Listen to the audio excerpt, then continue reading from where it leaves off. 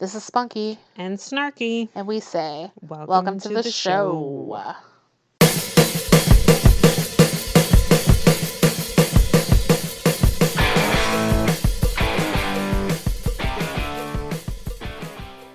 Hello and welcome back. Today is a very, very special episode of one of our favorite summer shows that we used to watch as a kid all the time, The Judge. You may have never heard of The Judge. There's so many Judge shows, Judge Judy, People's Court, but this is a very, very special one in that it's a dramatization of real stories. And they're super friggin' over the top, and that's what makes them amazing. I remember one about kids becoming blood brothers. Yes, I remember that one and too. then one ends up getting AIDS from the other kid. I mean, these are like super over the top Over stories dramatic. from the 90s. And I feel like there's And a 80s. little like Christian spin on most of the stuff, and it's just way over the top. But it's so cheesy that it's awesome. So without further ado, let's get into this episode of The Judge.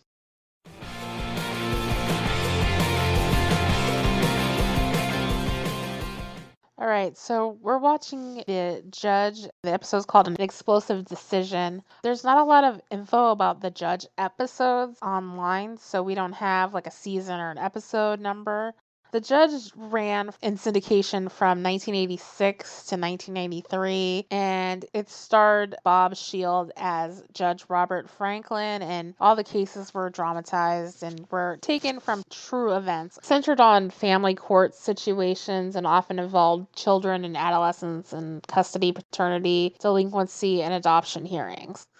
The episode opens up in the courtroom lobby of Courtroom G, and there's a guy fiddling with his briefcase. Now, this is already suspicious because this guy is wearing like a gray wife beater and he's got long hair, so you know he's up to no good. Because he's at court, but he didn't wear a suit and tie, like seriously. But you quickly lose interest in him as you see a family walk into the courtroom, and this is where the bad acting begins. The mom is complaining to her husband, like, why don't you stick up for our baby? And the dad's just like, what am I supposed to do? And the kid's like, nothing, like usual. And you're just like, damn, okay, Leif Garrett. This kid has really like a long 70s hair, and the kid's got attitude. The parents are like stupid. So the mom's all like, but what if our baby goes to jail? And we're like, okay, what's going on? So the family goes to head into the courtroom, and the dad bumps into the guy with the wife beater and the briefcase, and he's like, oh, sorry. And he's like, sure you are. And he's like, are you going to see Judge Franklin? And he's like, yeah. And he's like, oh, too bad for you. So the family leaves, like, but then once the guy's alone, he's like, too bad, because the judge is going to need to retire permanently. I mean, the only thing that's missing is like a maniacal laughter, but we know this guy is up to no good. So we get the opening sequence where you see Judge Franklin leaving his house as the music plays. He kisses his wife goodbye. She lets the dog out. We now know who let the dogs out. It was Mrs. Judge who let the Put a dogs leash out. on that thing. He gonna bite some kid's face off. Yeah, especially because he's waving to the neighbors like across the street, and he gets in the car and drives to work, and there's a voiceover like introducing himself, and he's talking about like why he chose the law, and now we see him in the courthouse and him in his chambers. And then we officially open the show where the members of the court all rise as Judge Franklin comes out and is about to start the proceedings. We get a voiceover saying that this is a dramatization of an actual case in family court, which, duh, because we already knew that going in. This is a sentencing hearing for 16-year-old defendant Keith Bryan. He was found guilty at trial of 2 counts of burglary and breaking and entering. He is with his parents, Alan and Margaret Bryan, and then the prosecutor makes a statement. On the night of June the 2nd, he broke into 2 homes and stole $4,000 worth of jewelry, $750 in cash, and several bottles of liquor. 2 days later, he was caught trying to pawn the jewelry. He's also shown no remorse for his crimes, so they pushed for the maximum sentence at the county youth authority. The defense now makes their statement. He says that the defendant had no prior record of any kind and maintains that he's innocent, and he pushes for probation instead of jail time. Keith then makes a statement to the judge. He says that he didn't do it. He found the jewels in some bushes. He knows he shouldn't have kept them, but he didn't steal them. He says he won't get in any more trouble if he's put on probation. honest. The judge tells Keith that he observed him during the trial and he was unimpressed. He had no reasonable explanation of his whereabouts for the night of the burglaries, and his story about finding the jewelry is basically absurd. Basically, he's full of shit. And so he's about to lay down his sentencing when all of a sudden the doors of the courtroom burst open and the briefcase guy comes in. But he doesn't like burst in and cause an uproar. I thought he was gonna like pull a knife and start doing some West Side Story moves or something. Like, I don't know. But oh no, he just comes in and the judge is like, we're in the middle of court here. What the hell are you doing? And he's like, it's time for trial, your trial, and points at the judge. It's very overdramatic. This guy is like on fire and like nobody's gonna put him out. So the bailiff approaches him and he's like, you better stand back. And he opens the briefcase and there's a bomb and he got the trigger. And the bailiff is like, oh snap. And he's like, you need to give me your gun, to the bailiff. And the bailiff freezes and then him and the judge kind of make eyes at each other. I think there's something going on. I look at everything with my Fujoshi eyes, but that's beside the point. So the judge kind of gives him the nod and he's like, all right. And he gives him the gun. And now they're in real trouble. So he starts telling everybody what to do. He has the bailiff sit down and then the deputy move away from the door. But he tells the court reporter, Jaja, as he calls her, because she looks like Zsa Zsa Gabor, to stay where she is and take note of everything because he wants everybody to know all about this. So he goes up to the judge and he's like, it's been 5 years since I was framed and you put me away. Like, do you remember me? And then all of a sudden the judge is like, Casey, Patrick Casey. He's like, you do remember me? And he's like, yeah. And suddenly he starts recalling like all the details of the case. And I'm like, the judge is like 65 at best. And like, how does he remember all this shit? Yeah, especially if you've been like a judge or a lawyer for all these years and like you're on the bench, 5 days a week. How do you remember every freaking detail of every case ever? So the judge is like, why don't you let these people go and we'll talk about this? And he's like, no, they're going to call the cops. And Keith speaks up and is like, we didn't do anything. Are you going to kill us too? And he's like, I just spent 5 years in jail. That's where you're headed. And so this is a better alternative that you die. So he forces the judge to go sit in the witness stand because now the judge is going to be on trial. And so he puts the open briefcase with the bomb in it on the floor and he's going to go, like he has the trigger, but he's going to go sit in the judge's seat because he's going to preside over these proceedings. And one of the attorneys tried to make a run for the bomb, but he's like, no, and pulls the gun on him and then he backs off real quick. So he's in charge and we're going to do this trial. And he's got all these notes for how this trial is going to go down. So he gives the prosecutor a bunch of notes about questions to ask. And he gives the defendant's dad some things to read as well. He calls him Clark Kent, which is kind of funny because he's got glasses, but he ain't no Dean Cain, just saying.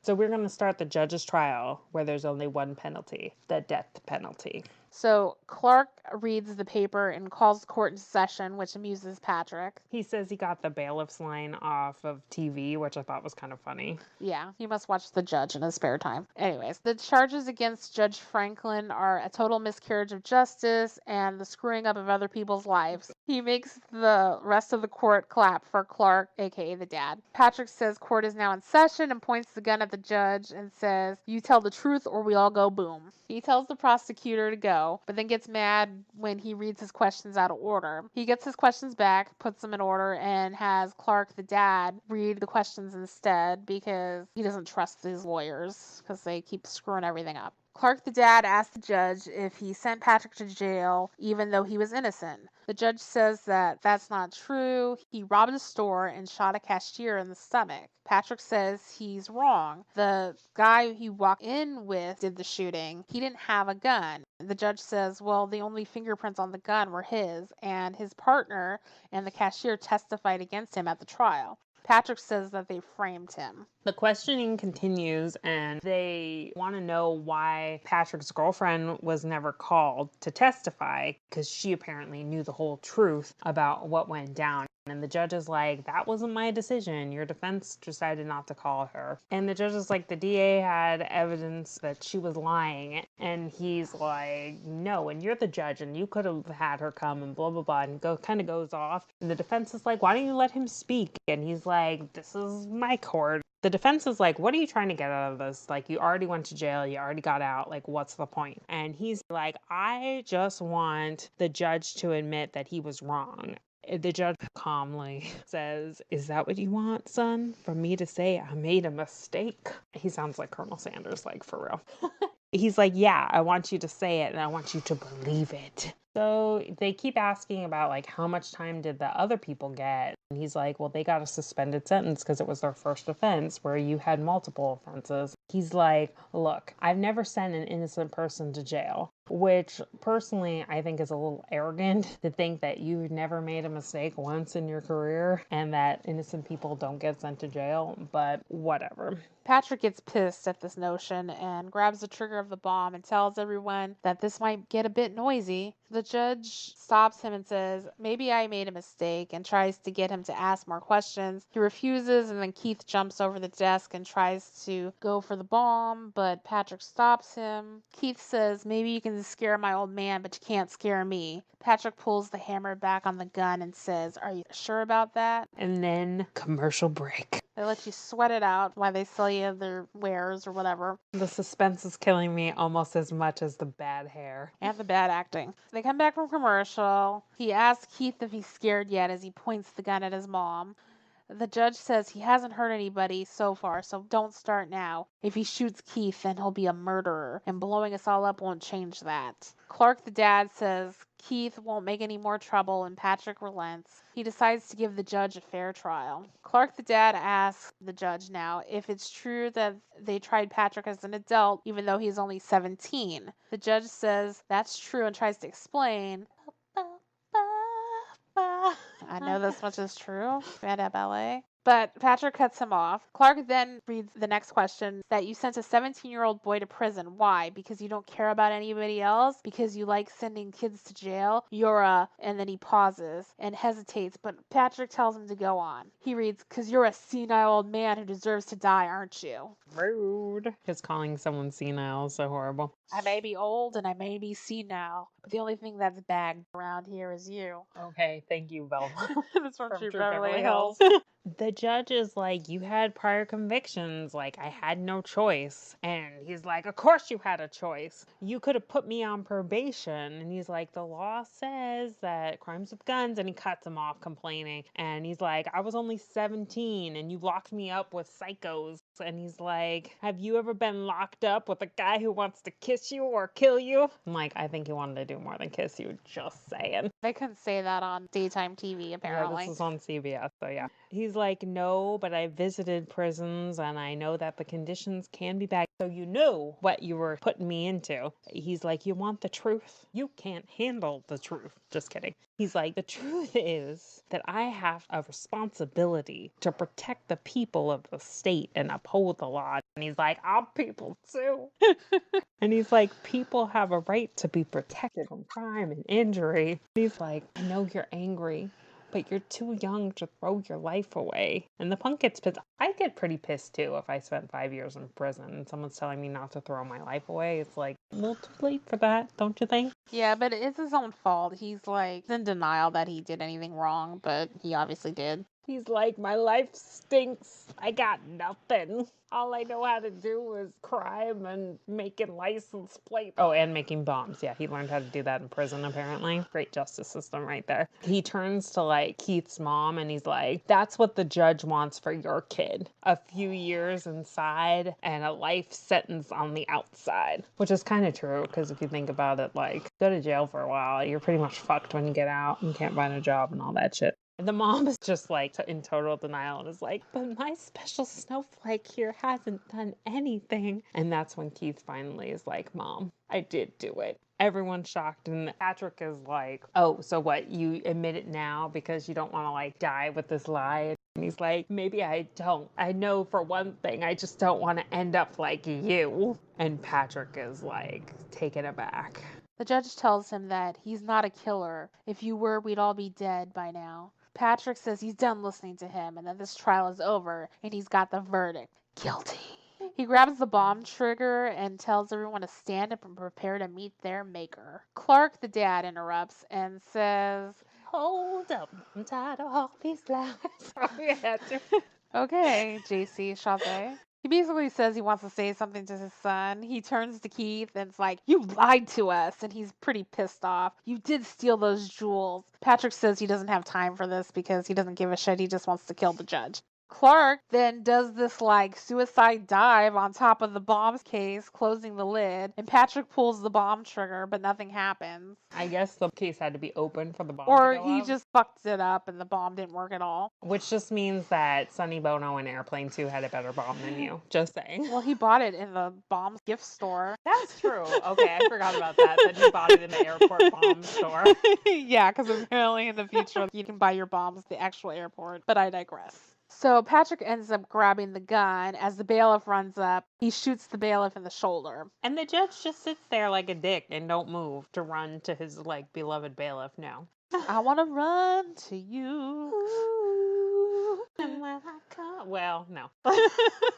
The Bodyguard, this was not. We're going on like lots of song tangents today, but it's all good. Patrick threatens everyone else, but the bailiff says that there was only one bullet in that gun. So then Patrick's like, "Oh shit," because there goes his plan. And then he runs for the door, but both attorneys tackle him to the ground. The judge instructs the deputy to call an ambulance and the bomb squad as he checks on the bailiff. Yeah, he finally gets off his ass and goes to the bailiff now that things are taken care of. The bailiff says he's okay, and the judge tells him that he's a brave man. And the bailiff says, "That's why I get paid the big buck," as they look longingly into each other's eyes. Because my love, there's only you in my life. The only thing that's right. My first judge. And clearly serenades him. The judge is like, "I knew I could always count on you, Lewis." And he's like, "Well, if I die, at least you won't have to divorce your wife." Not really. There's something going on there. There's something happening here. What it is ain't exactly clear. There was a man with a gun over there telling me we got to beware. And a bomb. Everything's cool now. So they take Lewis to the hospital and everything's all good now. So we cut back to the courtroom now that everything's calmed down. The judge is like, "You don't have to rise. I think we've been through enough for one day." And so he walks over to the defendant's table and he shakes their hands and thanks the dad and all that. And he talks to Keith. And Keith's like, "You're going to let me off, right? Like, we practically saved your life." And he's like, "No." He is like, "I'm going to give you 1 year probation so you don't have to go to jail." But he's like, "If you do anything, Mr. T-Voice, anything during this time, we're going to find you." I pity the fool who break probation. Really? I do, because, you're going to get kissed or killed by your inmate in jail. Did you not learn anything? Yeah. And he's like, "I will. No offense, Judge, but I never want to see you again." And the judge is like, "I don't want to see you either." And he asks what's going to happen to Patrick. And the judge is like, "He was sick and he's going to go to a state hospital and they're going to take care of him there." Which is a little weird, but okay. And then he's like, "Well, was he innocent? Because he was so sure." And he was like, he had 5 years to convince himself of his innocence, but the evidence was against him. I just think, like, I don't know. This gives me bad vibes. Like, oh, he just made up that he was innocent. Like, we send innocent people to jail. DNA testing. Like, how many people got off being innocent? And in real life, they ain't sending him to a mental institution for this. He's going back to jail. But he's going to get, like, 25 to life for shooting a court officer. Yeah. So his life is pretty much fucked. So Keith, don't follow in his footsteps. That's his life choices. So. That's true. I mean, he tried to drop a bomb on him. Baby. So court is adjourned and the mom and dad hug and the attorneys shake hands and they're probably going for a drink or something after. And something yeah, after. Maybe they got a little Edgeworth Phoenix Wright thing going on. Who knows? But that's the end of the episode. So thoughts on the episode? I mean, the acting was just so bad. But that's what kind of made it friggin' amazing. Because it was just so cheese-tastic. And Patrick was, like, over the top with every, like, snide comment. Oh, he was, like, chewing the scenery. It was great. And then you have Keith, who I think he was, like, Canadian. Because he had, like, that weird Canadian type of, like, inflection to his voice. Because he looked like he had, like, a garage band after school or something. That kind of sucked and wasn't going anywhere. Yeah. Maybe it's, like, a Rush cover band. Who knows? I don't know. The judge was just so, like, he gave no fucks the whole time. Yeah, that was funny too because he was just like totally chill that some dude brought a bomb in his court. He's like, yeah, whatever, YOLO. Like, I'm not gonna say anything. I'm just gonna keep calm and carry on. And if he blows us up, well, I'm old anyway. Yeah, everyone was pretty calm about the whole situation. Like, I'd be freaking the fuck out if like someone brought a bomb into like the room where you were. Like, wouldn't you freak out or have like some type of panic attack or something? Maybe he had his brown pants on. I don't know. But not even the judge, but like the attorneys and like even the like the people like Keith and the mom and dad, I'd be freaking the fuck out too. I know, and it's not just like a gun, because I mean, if he wanted to shoot the judge, he'll shoot the judge, but like a bomb going to take out everybody. Yeah. Just the whole thing about like, oh, he made up he was innocent was weird. Maybe they were just trying to allude that he had mental health problems, which is a possibility. It's possible, but like, I don't know, the like really like arrogantness of the whole like, I never said an innocent person away ever. Yeah, that's kind of shitty. But I mean, it is true in the law. Like, even if you commit a crime and the other person kills somebody, you can still go down for murder because you're accomplice to the crime, which is true. So that's not really on the judge. I mean, I'm sure judges hope they never send innocent people away. I'm sure it happens, whether it's by accident or intentional. Yeah, I mean, it's just the evidence.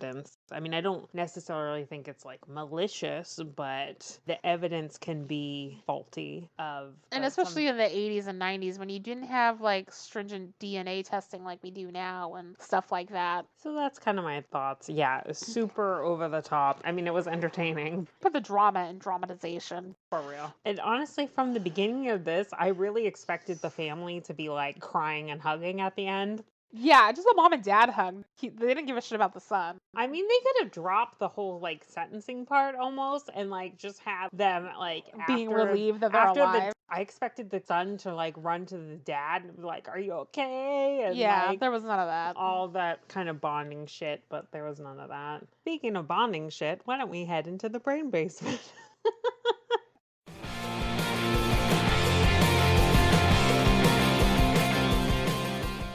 All right, we're now entering the brain basement. We're going to talk a little bit about more judge stuff. But first, I just want to mention that when we were kids, granted, there was no internet or anything, so TV was king. And we would have to set up our summer TV watch schedule so that we didn't conflict.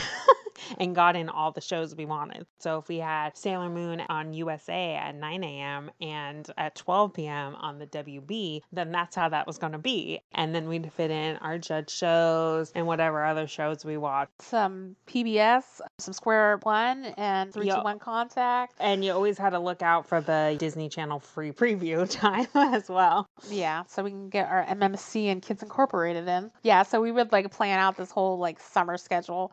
And then it's funny because we used to go to this place called Whispering Pines on vacation. And it was like a cabin. It had electricity and plumbing, but like it didn't have TV. And like as a kid, no TV was like torture. Pretty much. But by the end of the week, you didn't care because you were like swimming and stuff all the time. So you kind of like got used to not having TV. But the thought of it the first time we went was like, no TV? What the fuck? For real. So we used to watch The Judge and we used to watch Divorce Court, which Divorce Court is pretty much the same thing. It's not the same Divorce Court as now where it's reality based. It was like a dramatization based where like it was hella over the top. I remember this one episode where like this husband was divorcing his wife because she was spending time with this celebrity all the time. And then it's like he comes on later as a special witness. He's like, I'm really gay. And she couldn't tell anybody because she's under contract. It was just so overdramatic. But we ate that shit up. We loved it, and I believed everything back then. Yeah. And we still watch our judge shows, even the reality-based ones today. I love People's Court. Sometimes it can get boring when it's like the same cases, but generally they're interesting because like the cray-cray like defenses people come up with. Then you learn some life lessons. You learn that if someone says they're going to pay you back with their taxes, you're never going to see that money again. Yeah, and friends don't let friends borrow money. Just Don't. And if tree limbs are hanging over your property, you can cut them down, but the other person doesn't have to do shit. And little life lessons like that. So I enjoy watching People's Court and Judge Judy and all that. Some of the other ones are a little much, like the Judge Christina always has weird ass shit on. That one might be Stagey. scripted. They have like celebrities on. I saw a couple weeks ago, there was this one episode of Judge Joe Brown with Rick James on it. Rick James, R.I.P. James, bitch. This is probably from like 10 years ago or so. And yeah, he was suing his friend because he let him borrow like a guitar. Did he party all the time? He did party all the time. But then his friend was like gay or something and he like made a pass at him. And so he like did not appreciate that. But then, like, they worked it out at the end because they're like, oh, we still, I love you, but I'm not gay. I don't love you like that. Yeah. You were It's gay. funny. You can find it on YouTube. That'd be okay. I love me some Rick James because he's cray-cray. He brings the funk. And then there's that A-Team episode with him and Isaac Hayes. But that's for another episode. But yeah, I do love me some Judge shows. My dad used to watch them all too. Yeah, you guys watch them more than I do. I can't stand Judge Judy. I think I talked about that in one of our earlier episodes. I don't mind her, really. I won't want to go on her show, but like... No, because you don't like if people get a word in edgewise, and that pisses me off. But she yells too damn much, which gives me anxiety, and I don't like it. I like when they're like, I want this, and she's like, well, I wanted to be 6'2" and a model, but that ain't happening. It's kind of funny. I mean, I watched a lot of Law & Order too, which I already mentioned. And we also play Phoenix Wright, Ace Attorney. Funky loves Phoenix Wright. Well, especially Edgeworth, because he's my anime bae. He is your anime bae. Edgeworth is classy. He's got a cravat. I mean, and he can't resist a cravat. It's very new romantic. I love You can't it. resist a cravat and a smile, because that boy is poison. Phoenix and Edgy Poo. Yeah, they totally boning. And Larry Butts. Trying to butt in. We thought it was funny because, speaking of Phoenix Wright, there was a episode of one of the Phoenix Wright games where there was a bomb In the courtroom in like the beginning of one of the first episodes of that particular game. I think it was the 5th game because it was the one with Apollo Just was in it because he gets all fucked up. Oh, yeah. Like he has to have the anime bandage over the one eye. Yeah, to so he look still cool. looks cool, but, Yeah. but he's injured bad. They didn't kick him in the penis, but still. No. But yeah, we love courtroom drama. So why don't we move along to the music spotlight? Because we've got some dynamite songs for you.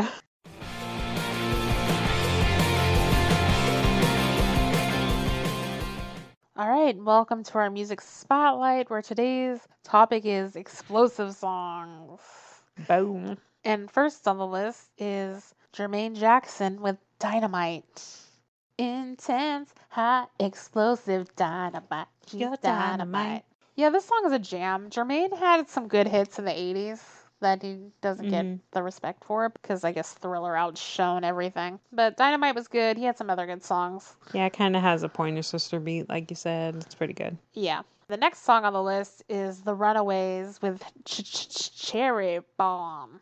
Hello, Daddy. Hello, Mom. You're my Cherry Bomb. This song's awesome. It's a very kick-ass song with an all-girl rock band, which is all kind of awesome. You got Joan Jett and Lita Ford and Sherry Curry. And yeah, this is kicks ass. Then we got at number 3, Blondie, Atomic.